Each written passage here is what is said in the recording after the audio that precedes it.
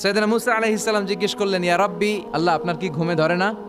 আল্লাহ বললেন, কোনো কথা বলা যাবে না, দুইটা গ্লাসের ভেতরে পানি নাও, পানি ভর্তি গ্লাস নিয়ে তুর পাহাড়ের উপরে দাঁড়াও। সাইয়েদনা মুসা আলাইহিস সালাম দাঁড়ালেন, আল্লাহরে আবার জিজ্ঞেস করলেন, আল্লাহ আমি জিজ্ঞেস করলাম কি আর আপনি করতে বললেন কি?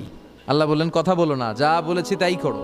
তো মুসা আলাইহিস সালাম কিছু বলতে পারে না, পানি নিয়ে দাঁড়িয়ে রইলেন। মুসা আলাইহিস সালামকে আল্লাহ বললেন, তুমি দাঁড়িয়ে থাকো আর ঘুম রে, বললেন ঘুম তুই মুসারে ধর। ঘুম যে এবার সাইয়েদনা মুসা আলাইহিস সালামকে ধরেছে, উনি ঘুমের ধাক্কায় আর থাকতে পারে না, একবার ডানে যায় আরেকবার বায়ে যায়। ঘুমের ধাক্কায় হঠাৎ করে কাত হয়ে পড়ে যায় আর গ্লাসগুলো মাটিতে পড়ে খান খান হয়ে ভেঙে যায়। আল্লাহ ডেকে বললেন, মুসা বেশি কিছু হেফাজতের তো দায়িত্ব দেই নাই, শুধু দুইটা গ্লাস হেফাজতের দায়িত্ব দিয়েছি। ঘুমের কারণে এগুলোর হেফাজত করতে পারো নাই, ভেঙে খান খান হয়ে গিয়েছে। আমি যদি তোমাদের মতো ঘুমিয়ে যেতাম তাহলে পৃথিবীর সাথে সূর্য লেগে, সূর্যের সাথে চন্দ্র লেগে গোটা মহাবিশ্বটা এভাবে গ্লাসের টুকরার মতো খান খান হয়ে যেত রে মুসা।